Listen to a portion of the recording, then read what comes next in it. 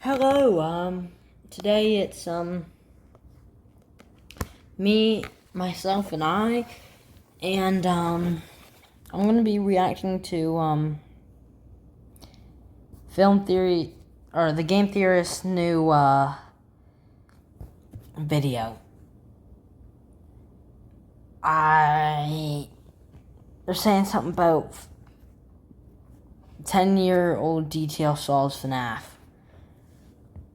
But Five Nights at Freddy's 2 is on the screen, so that's not... Okay, let's not get into it.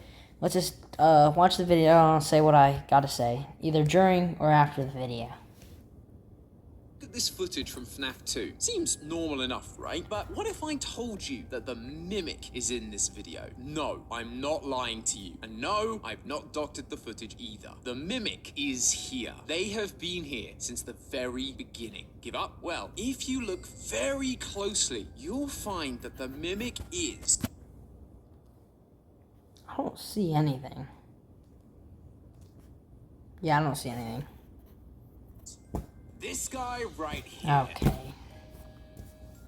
Hello Internet, welcome to Game Theory, the show that cannot believe it has been 10 whole years of FNAF. Feels like just yesterday I was watching Markiplier scream at this tiny unknown indie game, and now it's an indie horror empire full of games, movies, books, and more merch than a Pizzaplex can handle. 10 years is a big deal. Believe me, we would know. And so to celebrate, Scott pulled out all the stops. We got an anniversary week full of fanverse games, demos, books, movie teasers, and of course the crown jewel that was Into the Pit. Though while that game offers a lot in the way of theorizing, that's not what I wanted to talk about today. Don't worry, that video is coming. I just reacting need to a that little too. more time. So make sure you're subscribed so you don't miss that video when it drops. There may also be a special... I'm gonna start doing reaction videos. That's what everyone knows. They're mostly gonna be on FNAF, but it might be something different every once in a while. So let's keep going now and see what he got to say, because I don't know how the Paper Pal is the Mimic. Surprise in store, hint hint. But for this episode, instead of talking about the biggest release of the week, I wanted to talk about the biggest surprise. You see, we knew about every release that was happening during this anniversary week ahead of time. That was except for one. Steel Wool had a mystery announcement slot, and a lot of us just assumed it was going to be DLC for Help Wanted 2. The DLC would be sick. Instead, Steel Wool completely New content sideswiped us by to stream, revealing a right? 40-second teaser, not for DLC, but for Oh yeah, I saw this. It's crazy. I thought the thing had to do something with the Mimic, the box.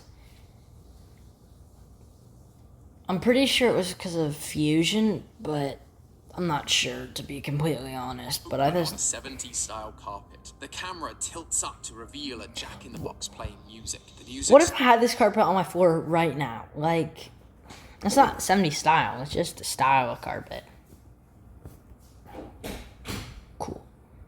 stops, the box opens, and we hear a laugh as a clown mask peeks out from the box. The film reel we're watching begins to burn up, revealing the date 1979. Finally, we see a title card appear from the darkness. Secret of the Mimic. The internet lost their collective minds over this. Not only were we getting a game exploring the Orange characters, eyes, remember that. No, see those white, so it might be similar, but might not be the same. It was also going to be a prequel, set before any other FNAF game. A lot of us have been theorizing about the origins of Freddy's ever since we got the Fredbear Singing Show ticket in Security Breach, and in 2025, it looks like we're gonna see if we were right. But you know what? I'm not willing to wait that long. Call me impatient, but when you take a closer look, this 40-second teaser has actually told us a lot more than you'd initially think. I never saw This anything teaser while watching confirms it. that we were right, that the Mimic is from the earliest days in Fazbear Entertainment's history. But it See, I thought it was Chica,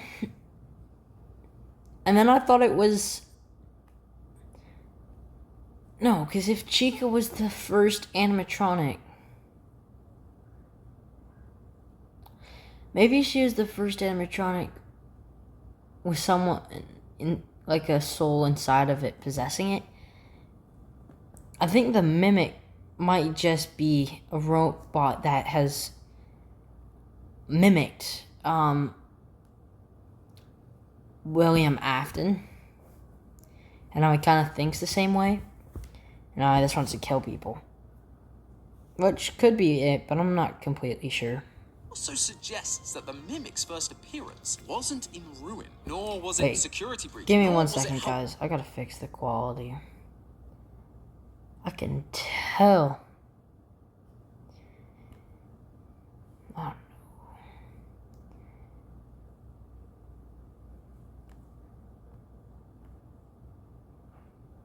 No, see, how do I change it?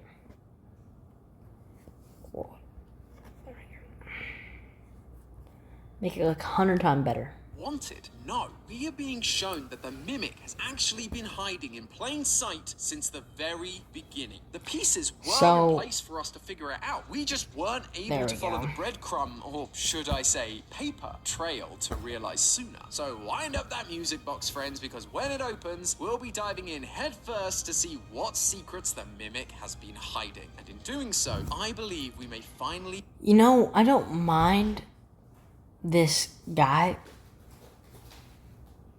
but he's not MatPat. I gotta start watching GT Not Live. Or GT Live. Yeah. But his intros are just so well made. Yeah, okay, let's keep going. So, I just thought one Paper Pal looks very strange. Like, there's like I think Freddy and a Bonnie Paper Pal, and then this one. I don't know what it looks like though. I just remember that there was 3.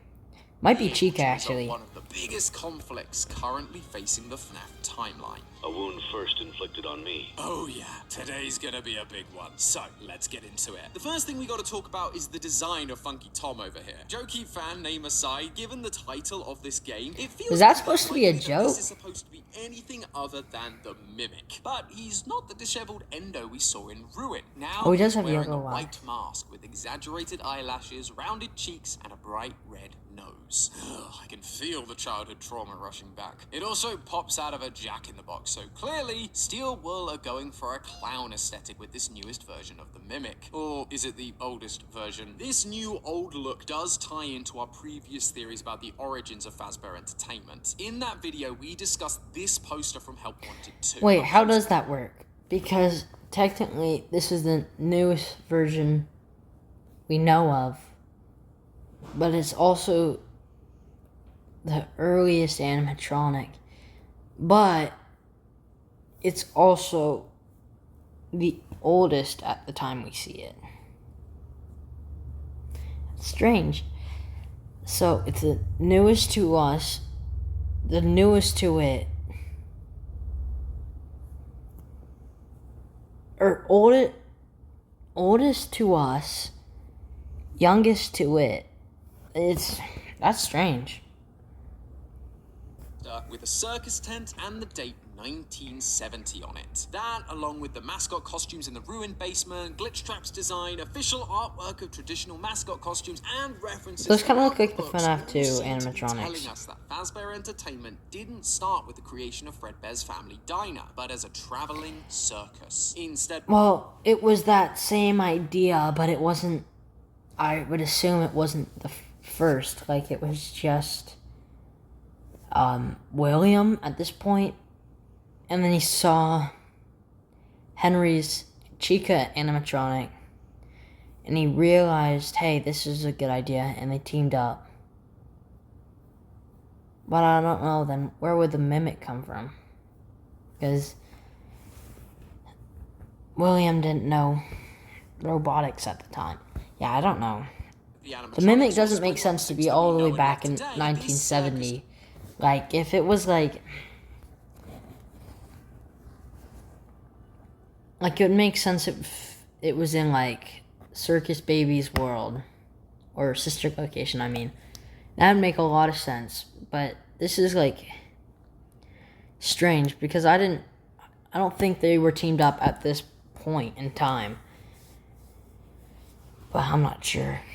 more traditional, rudimentary mascot costumes. They were still the same characters, Freddy, Bonnie, and Chica, but played by human performers. Though there was one exception. We ended that theory suggesting that the Mimic was also part of that same Fazbear circus. It shares design similarities with Sun and Moon, a jester who was associated with the carousel from the Fall Fest circus, a carousel that we watch burn. Repeatedly in Help Wanted 2, we see the festival burn down, both in the carousel level and in the Fazablast level. And what else do we know is burnt? The Mimic. In the first epilogue of Tales from the Pizzaplex, when the Mimic arrives, it is first described as being burnt. Thus, it seems like the Mimic has been here since that Fall Fest in the 70s. You might think I was celebrating this fact. My first FNAF theory was right, let's go! But then, the worry began to sink in. It always feels a bit wrong when a prequel introduces a new character. Plus, this franchise never gets rid of characters. We've had 28 versions of Freddy, 19 versions of Bonnie, and we even got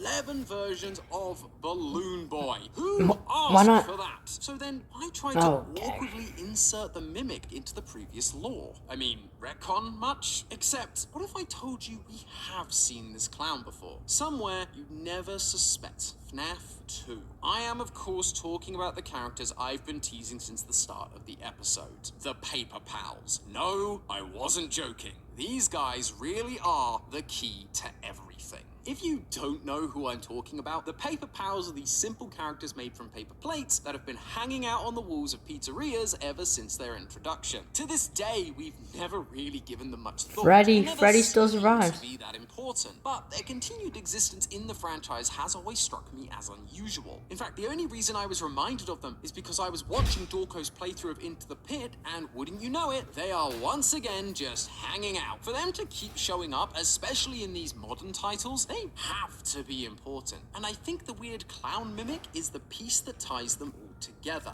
Originally, there were 3 of these guys. A Freddy Pal, a Bonnie Pal, and this thing. According to the game files, this thing. Just called Paper Buddy. And of the 3, he's definitely the weird one. In FNAF 2, he could just disappear make him from rainbow? the wall and suddenly appear in your office. He didn't do anything, he was just there now. Even his design feels out of place. The other 2 are clearly characters we know, Freddy and Bonnie. Duh. But this guy doesn't have any recognizable features. He's got red arms, blue legs, a big smile, and a big nose. It's just so weird. In a series full Why of would you animal point out the nose but not the buttons? I'm just wondering why. Oh yeah, he got a large nose.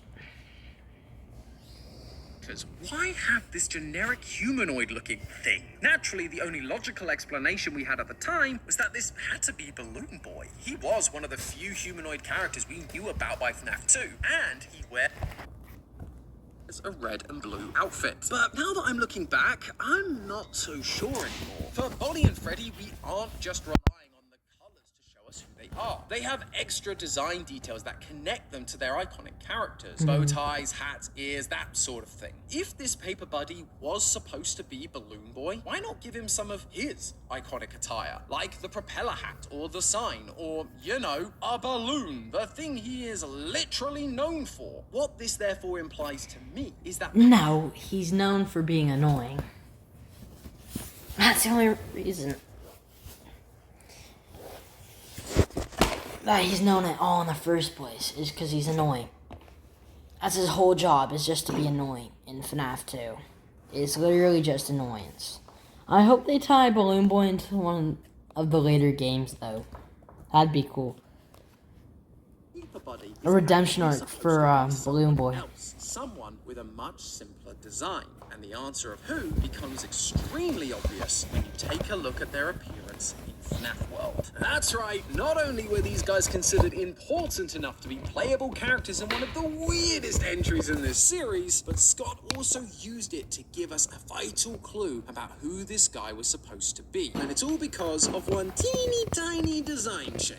We've gone over Paper Buddy's design already. The red arms, blue legs, buttons, big smile, happy eyes, big nose. All of that is the same in Well, FNAF, that one has a except red for nose. his nose. It's still as big as before, and it's in the same place. No, it's not. It's on the colour wrong is now different. side of the eye. It's been changed to red, and a red nose means one thing: clowns. What No, we're it doesn't. seeing is Paper Buddy's design matching What if Paper Pal was sick? You don't know. What if he was sick? That he would have a red nose then. Exactly with the iconic design of clowns. Therefore, Circus Baby also was not a matches clown. What we've seen from the Mimic in this latest teaser. And if it was, Who this guy was supposed to be. And it's all because of one teeny tiny Tiny design. Clowns. And therefore also matches what we've seen from the like, it just, I don't see it, bro. The eyes are different. You don't see the blue line here. Here, I'll show you. You don't see there's a blue line right here. See it right here, blue line. Where's that blue line here, huh? You might be like, hey, his face is all blue, but no. And then, what's this up here?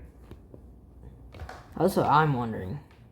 And he looks more complete. Like, this would not be the Mimic.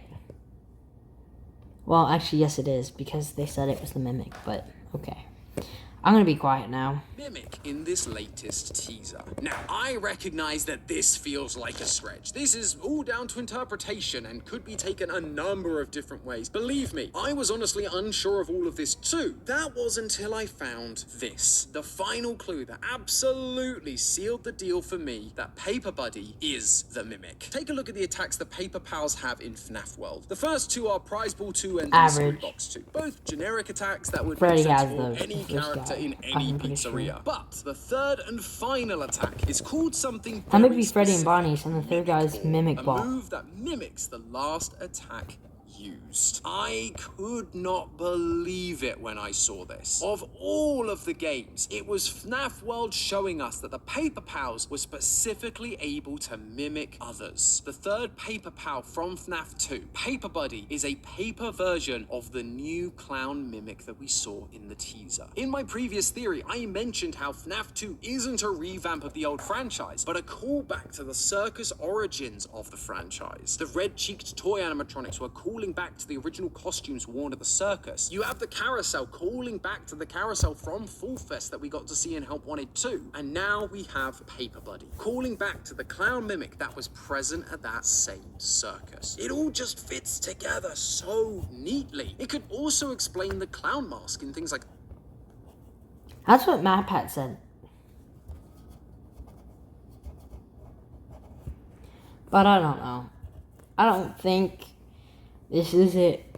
I just don't want to believe Mimic was the first. I would want like Freddy or like Golden Freddy or Fredbear or something to be the first.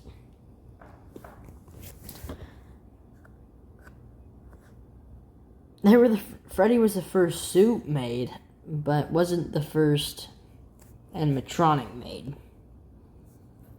sister location, the one that would later go on to become Ennard. Why is that mask in such a position of prominence? Because it was the third member of that original circus trio, someone who had been there since the beginning. Although, speaking of trio, while Paper Buddy being the mimic and appearing in FNAF 2 makes sense, him being grouped with Freddy and Bonnie feels a bit odd, right? Even for the early days of the franchise, a clown isn't the obvious one to pair with Freddy and Bonnie. Chica I'd have understood, maybe even Foxy, but this guy is just so random. If you've followed us for a while, you'll know that we are obsessed with these kinds of details. The grouping of animatronics through merchandise or decor can often tell us a lot about the history of the franchise. We felt like Foxy had to come later because he had a separate stage to the other three. It felt like Chica wasn't originally part of the group either because she had her own Party World spin-off during Sister Location. And in Ruin, we figured out that Sun and Moon came much earlier because they were getting collectibles alongside OG characters, while newcomers like Roxy and Monty weren't. So placing the Mimic Clown alongside Freddy and Bonnie has to imply there's a special connection between the three. So why make the Mimic the awkward third wheel alongside this famous duo? Well, it turns out the rule of threes isn't just an important literary technique. It was also super important for performances at the circus, particularly when it comes to clowns. Yo, come on, bro. I don't want to see this.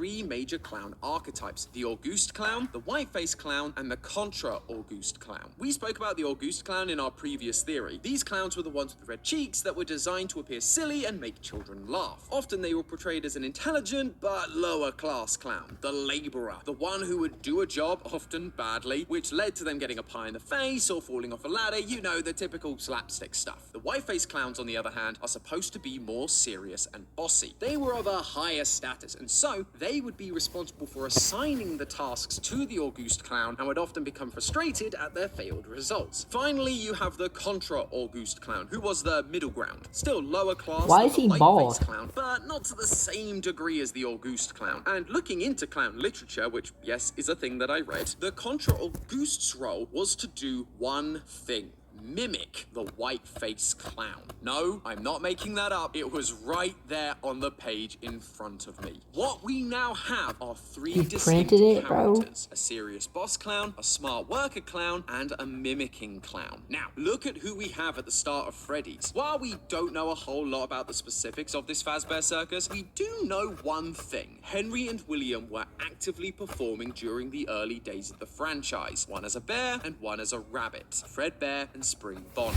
William was the businessman, the serious one, the guy who was trying to make Fazbear a success, the white-faced clown. Then there's Henry, the intelligent laborer who was building the animatronics, the Auguste clown. And now we have a third, Paper Buddy, the mimic, a clown animatronic that has been there since the early days of the franchise, now mimicking the past actions of the white-faced clown, William Afton, making them the contra-Auguste in this trio. Three clowns, three performers, three paper pals that have been there since the start. But sadly, choosing Afton to be the one to mimic wasn't the best decision. When this trailer was announced, Brian Freyamuth, the design director at Steel Wool, tweeted about it, saying, "The evil that men do lives after them. The good is oft interred with their bones." This is a quote from Shakespeare's Julius Caesar. My immediate reaction was, oh yeah, this is about Afton being dead, and now his evil lives on in the mimic, who is now continuing to hurt and kill people beyond his death, like we've been predicting this whole time. But as I've thought it over, I think it might be something more than that. I actually think that this line is telling us the main plot point that we will see in Secret of the Mimic. A plot point that will finally answer the question Hopefully it's on PlayStation. ever since the release of Help Wanted 2. What did Henry mean by a wound first inflicted on me? This line comes from the insanity ending of FNAF 6. Henry talks about how Afton used the souls of the children he'd killed to create Remnant, and then continued to torture them to create the fun times. But the most important part of that monologue is when he turns inwards and begins reflecting on his own part in all of this. He ends up saying he needs to heal this wound, a wound first inflicted on me, one that I let bleed out. For the longest time, we believed this was referencing Afton killing his daughter, Charlie. She was Afton's first victim, which led on to the killing of all the missing children. That was the wound that was inflicted on Henry, the death of his own daughter, that then bled out to the death of so many others. But then Help Wanted 2 came out, and it flipped that entire idea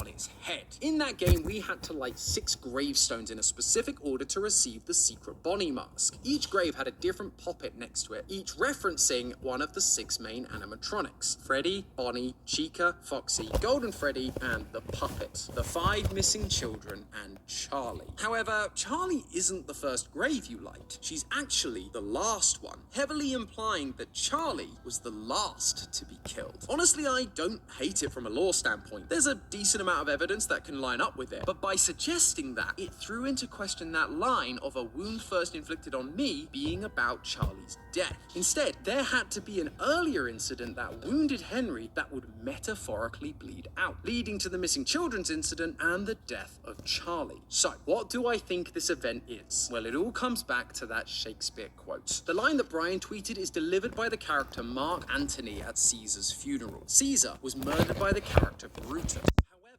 Antony isn't able to directly accuse him publicly, so instead, he tactfully talks around the issue, calling Brutus an honorable man. This dynamic between Brutus, I suspect, is meant to be a reflection of Henry and Afton. Brutus was able to get close to Caesar because Caesar loved him, which is similar to the tactic used by Afton throughout this series. Put on the Spring Bonnie costume, a character that the children loved, and use it to lure them into a back room and kill them. For this quote to be used to promote the prequel game from 1979, it's telling us that Afton was abusing the love of this character way before the missing children's incident. And this early murder at the hands of Afton is what I believe we will be seeing in Secret of the Mimic. Maybe it will even be revealed as Afton's first. It's unclear if the person Afton kills will be a major character like Caesar is in the play, or whether it's just another kid, with the importance more being how early it is in the timeline. We only have a 40-second trailer after all. Much more is going to be revealed as time goes on. But what is important is if William is Brutus, Henry must be Antony, and that means he knew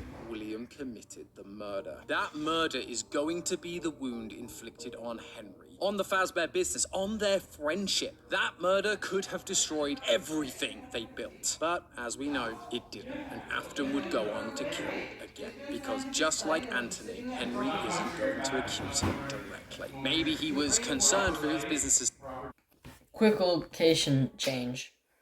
survival. Maybe he was concerned about providing for his new daughter, Charlotte. Maybe he just wanted to believe his friend could change. But whatever his reasoning, despite the wound Afton caused him, he never came out and admitted what he knew. He just allowed it to keep going, allowed Afton to keep killing. English philosopher John Stuart Mill once said, "A person may cause evil to others, not only by his actions, but by his inaction. And in either case, he is justly accountable to them for the injury." That is why he feels so guilty in the insanity speech, because he knows that his inaction in that moment from the circus led to the creation of not one, not two, but 3 monsters. William, the yellow rabbit that would go on to kill so many children, the clown that was designed to mimic Afton, now carrying on his horrible legacy, and himself, the man who stood by and let the first murder happen, leading to the deaths of so many others, including his own daughter. I guess at the end of the day, they really were the perfect trio.